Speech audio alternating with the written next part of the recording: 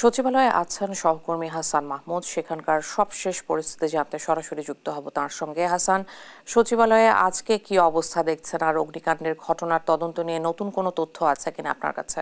ইশিকা, আপনাকে ধন্যবাদ। আপনি যেমনটা বলছিলেন যে গত বুধবার যে সচিবালয়ে অগ্নিকাণ্ডের ঘটনা ঘটেছে, এরপরে কিন্তু আজকে দ্বিতীয় দিনের মতো কার্যদিবস শুরু হয়েছে, যদিও প্রথম কার্যদিবস এই সপ্তাহের। আমরা দেখছি সকাল থেকে আসলে সচিবালয়ের ভিতরে প্রবেশের ক্ষেত্রে কিন্তু ব্যাপক কড়াকড়ি আরোপ করেছেন, এবং সেখানে কিন্তু দেখেছি শুধুমাত্র যারা উপদেষ্টা রয়েছেন এবং সচিব যারা রয়েছেন তাদের গাড়ি ভিতরে প্রবেশ করতে দেওয়া হয়েছে। এর বাইরে অন্য কোনো কর্মকর্তা, যুগ্ম সচিব কিংবা অতিরিক্ত সচিব কারো কিন্তু আসলে গাড়ি ভিতরে প্রবেশ করতে দেওয়া হচ্ছে না, এবং সাধারণ যারা কর্মকর্তা কর্মচারী তাদেরকে কিন্তু কোনোভাবে ভিতরে গাড়ি নিয়ে প্রবেশ করতে দেওয়া হচ্ছে না, এবং তাদেরকে কার্ড দেখানোর সাপেক্ষে কিন্তু শুধুমাত্র কর্মকর্তাদেরকে ভিতরে ঢুকতে দেওয়া হচ্ছে। এর বাইরে কিন্তু কাউকে সেভাবে ভিতরে ঢুকতে দেওয়া হচ্ছে না। সাংবাদিকদের যে গণমাধ্যম কর্মীদের যে কার্ডগুলো ছিল সেগুলোও কিন্তু বাতিল করা হয়েছে, এবং তাদেরকে সকাল থেকে কিন্তু কোনোভাবে ঢুকতে দেওয়া হয়নি। এর বাইরে আমরা দেখেছিলাম যে কয়েক দফা কিন্তু তদন্ত সংস্থার যেসব কর্মকর্তারা তারা কিন্তু ভিতরে এসেছেন।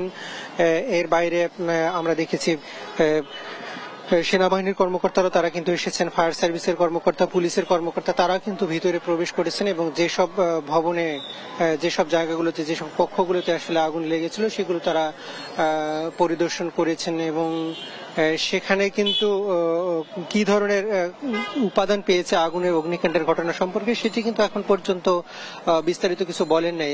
যদিও আমরা কিছুক্ষণ পরে স্বরাষ্ট্র মন্ত্রণালয়ের পক্ষ থেকে স্বরাষ্ট্র উপদেষ্টা তিনি কিছুক্ষণ পরে সাংবাদিকদের সঙ্গে কথা বলবেন বলে আমরা নিশ্চিত হতে পেরেছি, তবে কবে কতক্ষণ নাগাদ কথা বলবেন সেটি কিন্তু এখন পর্যন্ত তারা ক্লিয়ার করেনি। তবে সচিবালয়ের যে স্বাভাবিক কার্যক্রম সেটি শুরু হয়েছে, তবে যেসব কক্ষ আসলে ক্ষতিগ্রস্ত হয়েছে সেগুলোতে অস্থায়ী কক্ষে আসলে কার্যক্রম চালানো হয়েছে। বিশেষ করে উপদেষ্টা নাহিদ এবং আসিফ মাহমুদের যে কক্ষগুলো পুড়ে গিয়েছে সেগুলোতে কিন্তু তারা অস্থায়ী রুমে আসলে আজকের মতো কার্যক্রম শুরু করেছেন, আমরা এতটুকু জানতে পেরেছি। এবং যে ভবনটিতে, একই ভবনের কিন্তু দুই পাশে যে আগুন লাগার ঘটনা সেটি কিন্তু মানুষের যে জনমনে একটা বিভ্রান্তি তৈরি হয়েছে সেটি কিন্তু এখন পর্যন্ত কোনো পক্ষই আসলে ক্লিয়ার করেনি, এবং তদন্ত কার্যক্রম ঠিক কবে নাগাদ শেষ হবে সেটি কিন্তু এখন পর্যন্ত কোন রকম আসলে ক্লিয়ার করা হয়নি। এবং আমরা দেখেছিলাম যে সকাল থেকে সচিবালয়ের কর্মকর্তারা, কর্মচারীরা তারা কিন্তু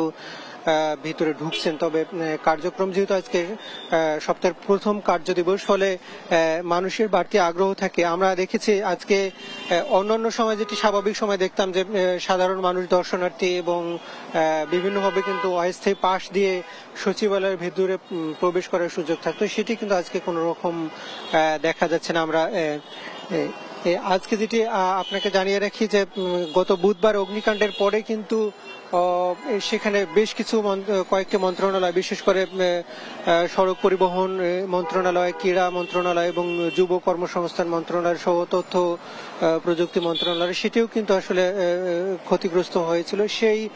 সেই জায়গায় কিন্তু যে মন্ত্রীরা অর্থাৎ উপদেষ্টারা রয়েছেন এবং সচিবরা রয়েছেন তারা কিন্তু অস্থায়ী কার্যালয়ে আজকে তাদের কার্যক্রম পরিচালনা করছেন, এবং বাহিরে দেখছি আমরা গণমাধ্যম কর্মীরা তারা কিন্তু ভিড় করছেন, এবং সেখানে কিন্তু তাদেরকেও ভিতরে প্রবেশ করতে দেওয়া হচ্ছে না। আমরা অন্যান্য সময় দেখতাম যে সকাল থেকে বিভিন্ন মন্ত্রণালয়ের পক্ষ থেকে বিভিন্ন ধরনের আপডেট জানানো হয়, তবে আজকে কিন্তু সেরকম কোনো আপডেট জানানো হয়নি। তবে কিছুক্ষণ পরেই স্বরাষ্ট্র মন্ত্রণালয়ের পক্ষ থেকে স্বরাষ্ট্র উপদেষ্টা তিনি